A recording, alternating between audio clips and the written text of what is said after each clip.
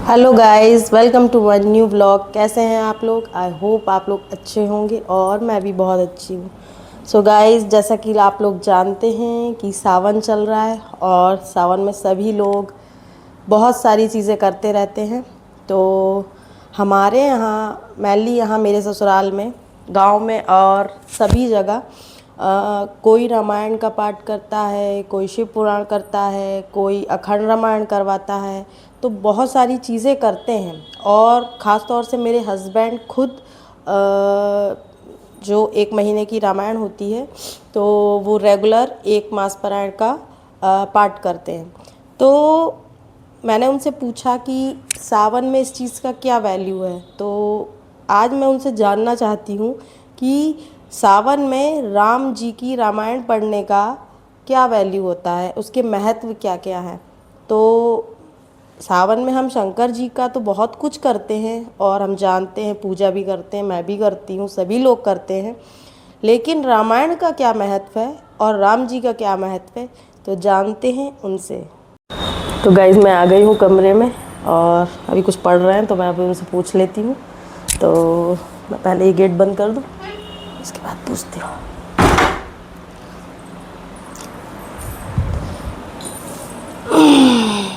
क्या पढ़ रहे हो? कौन सी परीक्षा लेनी है? आज मेरे माइंड में आ गया कि आपसे पूछती हूँ। आपको बहुत सारा नॉलेज है, आप बहुत सारी बुक्स भी पढ़ते हो और क्या कहते हैं, मैं तो पहले पढ़ती थी लेकिन इस समय ज़्यादा नहीं पढ़ पाती हूँ, लेकिन ये पढ़ते रहते हैं। सावन है तो शंकर जी की पूजा होना चाहिए, होना चाहिए ना।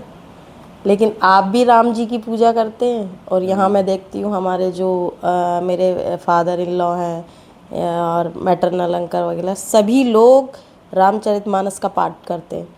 तो मैं आपसे जानना चाहती हूँ कि सबसे पहली चीज़ कि सावन में रामचरितमानस का पाठ करने का क्या महत्व। सबसे पहली बात तो मैं इतना मुझे ज्ञान नहीं है, सोशल मीडिया में तुम्हें डालना है, तो मैं जो भी ज्ञान लेता हूँ अपने लिए लेता हूँ।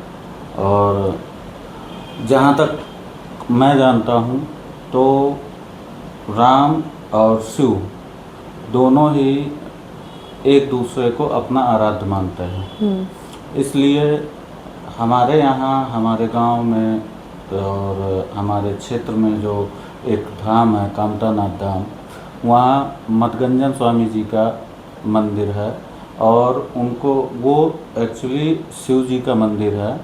तो वहाँ पर सबसे पहले राम जी कहते हैं कि जो चित्रकूट धाम आएगा तो चित्रकूट धाम में मेरे दर्शन करने से पहले शिव जी के दर्शन करेगा। अच्छा। उसके बाद हनुमान जी भी रुद्रावतार हैं, यानी शिव जी का अंश अवतार है, और इस अवतार में आने के बाद वो राम राम ही बोले हैं और राम जी को ही अपना इष्ट माना है। उसके बाद अगला है कि जब राम जी का और रावण का युद्ध होना था तो रामेश्वरम में भी शिव जी ही शिव जी की ही आराधना राम जी ने किया था। तो कामतानाथ जो है, अगर मैं गलत नहीं हूँ तो वो चित्रकूट धाम है।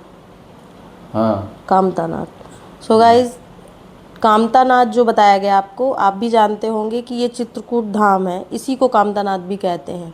तो बताइए आप आगे क्या बोल रहे थे। इसके अलावा मेन रीज़न ये है जी कि जब आप रामायण पढ़ोगे तो रामायण के बालकांड में शिव जी कहते हैं माँ पार्वती से कि जो राम का नाम लेगा उसी भक्त को मैं स्वीकार करूंगा। जो राम का नाम नहीं लेगा, राम का नाम लिए बगैर मेरे पास आएगा, उस भक्त को मैं स्वीकार नहीं करूंगा। और शिव जी को भी राम जी का नाम बहुत प्यारा है, इसीलिए वो अपने रुद्रावतार में भी राम राम हनुमान जी रुद्रावतार में आए और उन्होंने राम का नाम लिया। और यही मेन कारण है इन दोनों को। और राम जी ने भी उत्तरकांड में ये कहा है कि जो शिव को नहीं मानता उस भक्त को मैं स्वीकार नहीं कर पाऊंगा। इसलिए जो शिव की भक्ति करता है वो राम की भी भक्ति करता है, और जो राम की भक्ति करता है वो शिव की भी भक्ति करता है। इसीलिए सावन में रामायण पाठ भी सुनाया जाता है, क्योंकि एक और है बात कि जहाँ पर रामायण का पाठ होता है वहाँ हनुमान जी आते हैं। और हनुमान जी कौन है? हनुमान जी हैं रुद्रावतार शिव जी के। तो उन्हें इसलिए सावन के महीने में शिव जी को रामायण सुनाई जाती है, और कोई मास पारायण करता है और कोई अखंड पारायण करता है। अच्छा, तो आप लोगों को भी इस चीज़ का आंसर मिल गया होगा जो मैं भी ढूंढ रही थी। और हो सकता है कि कुछ चीज़ें मेरी गलत हों, लेकिन मुझे जितना नॉलेज है मैंने आप लोगों को उतना बताया है, और मैंने भी पढ़ा है और उतना ही पढ़ के बताया है, रामायण से ही पढ़ के बताया आप लोगों को। अच्छा चलिए, सारी चीज़ें तो ठीक है जो आपने बताई हैं, जितना भी आपको नॉलेज है। तुलसीदास जी को हनुमान जी के दर्शन हुए थे क्या? तुलसीदास जी को हाँ, हनुमान जी के दर्शन हुए हैं, और हनुमान जी की ही प्रेरणा से आगे उन्होंने हनुमान चालीसा लिखी। अच्छा। और इसके अलावा और भी बहुत सारी चीज़ें और पाठ लिखे हैं, किताबें लिखी हैं। और हनुमान जी के दर्शन एक्चुअली इनको ये काशी में रहते थे, तो काशी में राम कथा कहते थे, तो जब राम कथा कहते थे तो हनुमान जी आते थे और चले जाते थे। वो एक स्टोरी है, और रामायण में भी ये स्टोरी लिखी हुई है। तो इनको राम जी के दर्शन करने थे, इसलिए इनको बोले कि मतलब तुलसीदास जी को जिज्ञासा हुई कि राम जी से मैं कैसे मिलूं। तो किसी ने बोल दिया होगा कि पहले हनुमान जी को ढूंढो, उसके बाद हनुमान जी ही राम जी तक पहुंचा सकते हैं। अच्छा। तो इन्होंने कहा कि ठीक है, लेकिन हनुमान जी का पता कैसे चलेगा? वो जिन्न का भी एक बीच में टॉपिक आता है। अच्छा। कि वो हनुमान जी को किसी ने बोला कि तुलसीदास जी को किसी ने बोला कि जाओ वहाँ एक जिन्न रहता है, अगर तुम सुबह मतलब अर्ली मॉर्निंग 2 बजे 3 बजे जाओगे तो वो जिन्न तो भगवान से मिला ही होगा, तो वो जिन्न मिला देगा तुमको।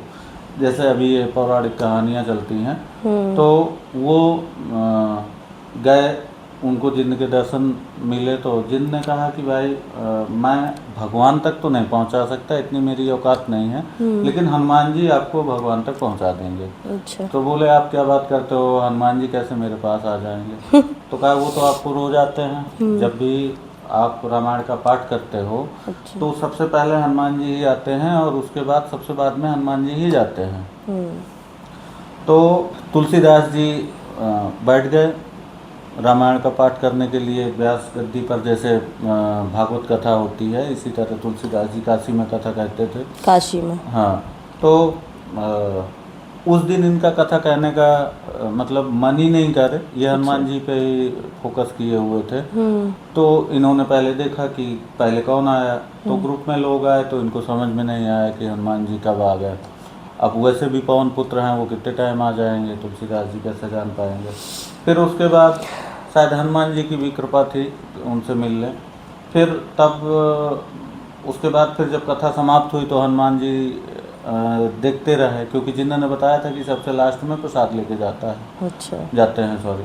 तो वो लास्ट में देखे थे कि लास्ट में कौन बचता है, तो लास्ट में हनुमान जी एक पेड़ की ओट में बैठे थे, एक अपना मुँह छिपा के, कि तुलसीदास जी पहचान ना पाए। और तुलसीदास जी ने प्रसाद दिया और देखा कि अब तो कोई नहीं बचा, यही भर बचे हैं, तो तुलसीदास जी पीछे लग गए। अच्छा। जब पीछे लग गए तो उनको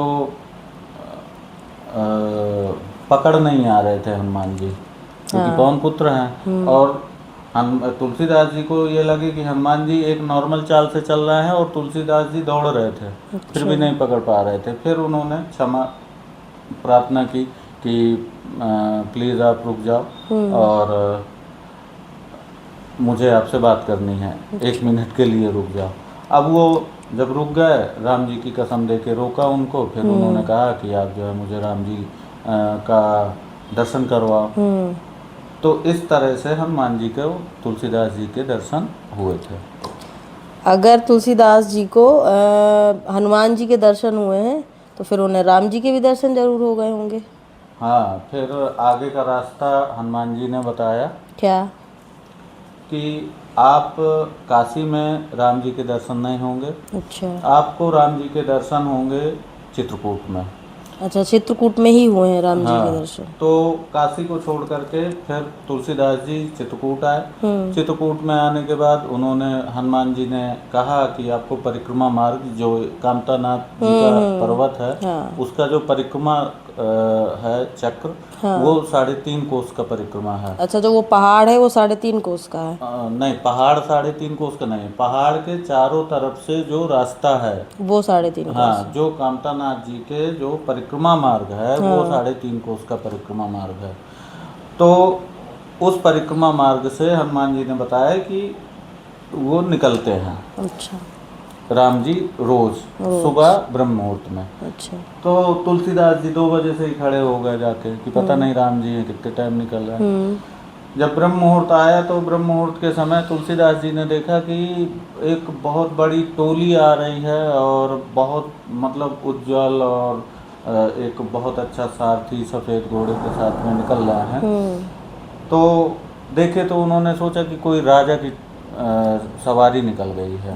पहचान नहीं पाया। फिर लौट के आया तो हनुमान जी से कहा कि यार आपने तो हमको बेवकूफ़ बना दिया, वहाँ तो हम राम जी आए ही नहीं। राम जी आए नहीं। तो कहा मैं असत्य बोलता ही नहीं हूँ। राम जी क्या आपने राम जी की सवारी नहीं देखी वहाँ से निकलते हुए?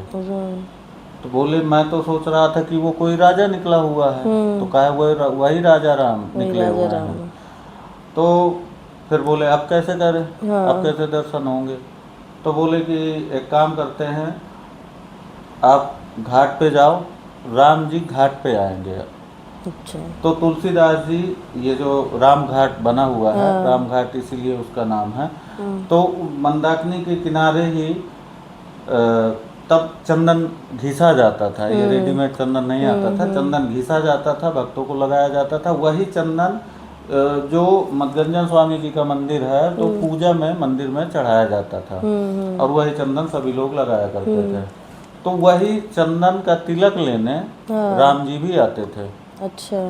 तो एक बूढ़ी सी दादी जो है चंदन घिस रही थी, तो तुलसीदास जी ने देखा कि ये तो इतना जो है बूढ़ी हैं और ये चंदन घिस रही हैं, तो मैं तो इनसे ज़्यादा जवान हूँ, तो मैं इनकी मदद कर देता हूँ। तो वो चंदन घिसने लगे। जब वो चंदन घिस रहे थे उसी समय राम और लक्ष्मण दोनों लोग आए। अच्छा। तो तुलसीदास जी से राम जी ने कहा कि मुझे भी तिलक दे दो। तो वही एक कहावत है कि तुलसीदास चंदन घिसत और तिलक देत रघुवीर। अच्छा। तो वहीं राम जी ने उनसे चंदन मांगा। तो हनुमान जी ऊपर ही बैठे थे, तो उन्होंने सोचा कि फिर ये तुलसीदास जी चूक जाएंगे। अच्छा, तब भी नहीं पहचान रहे। हाँ। तो फिर ऊपर से हनुमान जी ने उनसे कहा कि तुलसीदास जी यही राम जी हैं, अब पकड़ लो, नहीं तो फिर ये नहीं तो फिर चंदन जैसे उनके हाथ में दिया और वैसे हनुमान जी ने बोल दिया, तो उन्होंने झट से उसका हाथ पकड़ लिया। वो राम जी का तुलसीदास जी ने हाथ पकड़ लिया और हाथ पकड़ने के बाद फिर उनको दर्शन हो गए। और उसके बाद फिर और भी आगे की कहानी है तुलसीदास जी की। तो इस तरह से राम जी के दर्शन हुए। और आगे का तुम और पूछ लो। तो बस यही सारे सवाल मेरे अंदर चल रहे थे। एक सवाल और है मेरे अंदर कि कहते हैं कि जो रामचरितमानस है उसमें जो लिखा हुआ है सत्यम शिवम सुंदरम, ये सिग्नेचर है शंकर जी का।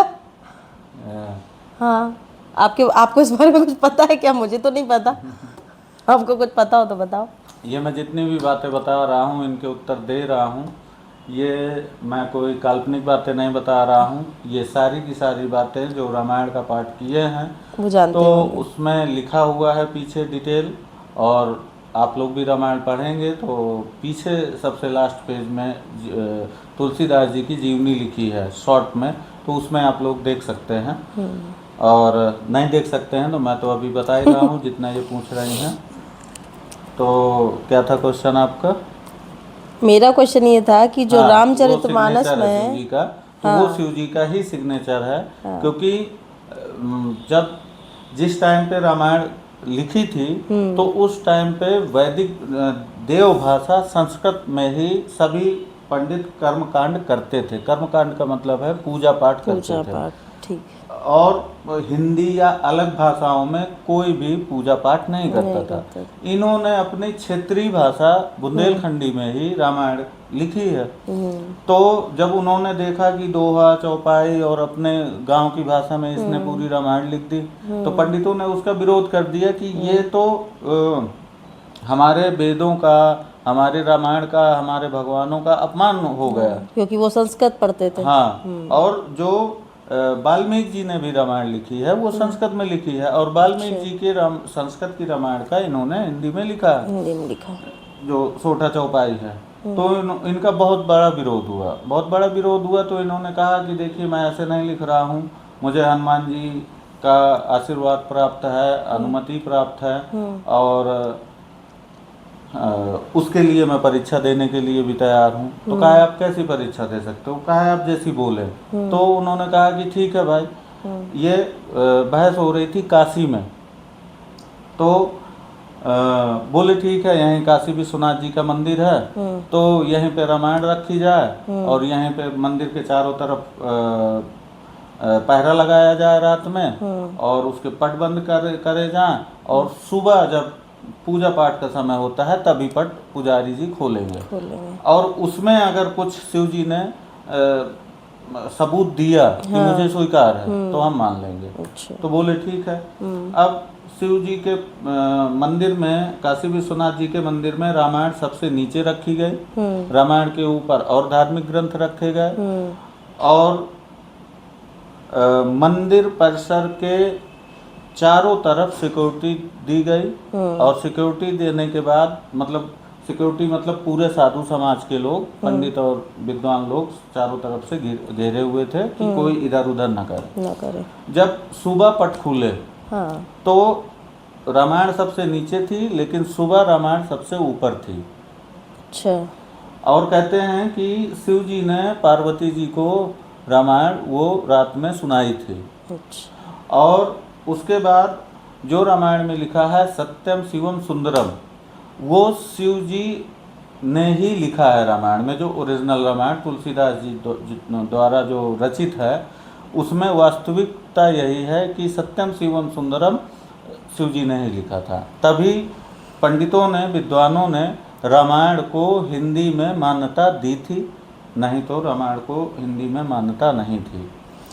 तो गाइस बहुत सारी चीज़ें हैं जो रामायण में मुझे इनके साथ, ये क्योंकि हमेशा रेगुलर पाठ करते हैं, तो मुझे सुनते सुनते बहुत सारी चीज़ें पता चली। तो जब पता चलती हैं तो मन में बहुत सारे सवाल उठते हैं। तो सवाल तो बहुत सारे होते हैं, लेकिन मेरे अंदर जो कुछ ज़्यादा सवाल चल रहे थे वो मैंने कहा आज मैं इनसे पूछ लेती हूँ। तो एक सवाल और मैं पूछना चाहती हूँ कि जो रामचरितमानस से तो नहीं है, लेकिन ये मेरे अंदर है कि हिंदू लोग कहते हैं, और मैंने भी सुना ये चीज़, कि हिंदुओं के 5 मेन देवता कौन हैं, जो उनके सारे ही सल्यूशंस निकालते हैं। क्योंकि जैसे कि हमारे यहाँ पंचायत होती है, ऐसे देवताओं में भी होती है। तो वो कौन है, क्या आप बता सकते हैं मुझे? एक्चुअल में जो हमारे बड़े बुजुर्ग हैं वो कहते थे कि आप अब गांव में जैसे रहते थे, तो गांव में तो पूजा का मंदिर, अब तो नया शहरों में मंदिर होता है, तब तो अलमारियों में भगवान रखे रहते थे। आज भी होते हैं अलमारियों में। एक कमरा होता था पूजा करने वाला, उसी कमरे की अलमारी में भगवान रखे होते थे। 3 सेट की अलमारी है, 4 सेट की अलमारी है, तो उसी में ऊपर नीचे। तो बुजुर्ग लोग ये कहते थे कि आप भगवान कितने भी रख लो, लेकिन पंच देवता जरूर अपनी पूजा की अलमारी में रखो। अच्छा। और वो पंच देवता ही मेन है। हाँ। जिसमें से पहले हैं सूर्य। अच्छा, सूर्य भी। दूसरे हैं भगवान गणेश जी। गणेश। तीसरे हैं शिव जी। चौथे हैं विष्णु जी। अच्छा। और 5वें हैं माता दुर्गा जी, आदिशक्ति। आदिशक्ति। ये 5 देवता आपके घर में जरूर होने चाहिए। अच्छा, पूजा के हिसाब से। तो गाइस मुझे तो नहीं पता था, मुझे आज ही पता चल रहा है क्योंकि मेरे माइंड में क्वेश्चन आया था। और मैं कोई पंडित नहीं हूँ, उपदेशक नहीं हूँ। मेरे इनका हस्बैंड ये फन टाइम है, तो मैं अपने फन टाइम में मेरी वॉट लगा दी। इन्होंने मुझे कोई क्वेश्चन आंसर कुछ नहीं बताया, इसलिए मैं सोच सोच के जवाब भी दे रहा था कि ये वीडियो अपलोड होगा तो कुछ गलत ना निकल जाए, और अगर गलत निकल भी गया हो तो मुझे माफ़ करिएगा। मैंने जितना मुझे नॉलेज है मैं अपने नॉलेज के हिसाब से हूँ। कोई अगर इसमें किसी को आपत्ति है तो मैं उनसे बिल्कुल क्षमा प्रार्थी हूँ। देखिए सभी लोग, कोई भी ऐसा नहीं होता कि जिसको पूरा ज्ञान हो, लेकिन हाँ जितना वो पढ़ते हैं, जितना आप उसको समझते हैं, उतना उन्होंने आपके साथ शेयर किया और हमें भी बताते हैं हमेशा हर चीज़। तो आज मेरे जैसे मन में आया तो मैंने कहा अपने साथ साथ मैं सुन रही हूँ लेकिन मैं आप लोगों के साथ शेयर करूँ, इसलिए मैंने उनसे ये क्वेश्चनिंग कर लिया और उन्होंने मुझे ऐसे ही मुझे बताते हैं हर चीज़। ये नहीं है कि आपसे बताते हैं। वैसे आपके बताने के लिए तो मैं बहुत विद्वान हूँ। लेकिन आप लोग थे और ऐसे ही बताते हैं हमको हर चीज़। ऐसा नहीं है कि सिर्फ आप लोगों के कोई भी क्वेश्चन होते हैं हम लोग आके पूछते हैं, मैं है मेरा बेटा है, तो वो सभी चीज़ें हमको बता देते हैं जितना भी उन्हें नॉलेज है। जय बाबा। ऐसा कुछ नहीं है। सो गाइस ये सारी चीज़ें हम लोग आपके साथ शेयर करेंगे। आप लोगों को जैसा भी लगे, सावन में आप लोग भी बहुत कुछ कर रहे होंगे, तो हमारा ब्लॉग मिलिए इस तरह अगले का होने ब्लॉग वाला है। में। मिलिए और और हमारे चैनल को सपोर्ट कीजिए, लाइक कीजिए, सब्सक्राइब कीजिए और हमेशा हमें देखिए अच्छे दार्शनिक बन के। तो इंतज़ार करिए कि अगले ब्लॉग में पता नहीं इनका मूड आउट हो जाए, क्या हो जाए, तो फिर मेरे ऊपर मेरी वॉट लगाने के लिए आ जाए। तो गाइस नेक्स्ट वीडियो में देखिए कि मेरे साथ ये कौन सी अब गेम खेलती हैं और आप लोगों के सामने ये क्या क्या मेरी चीज़ें अंदर की निकाल के रखती हैं। तो गाइस जैसा कि होता है हमारा, तो आप मेरे चैनल को लाइक कीजिए, सब्सक्राइब कीजिए और थैंक यू फॉर वॉचिंग मी। राधे राधे, जय श्री।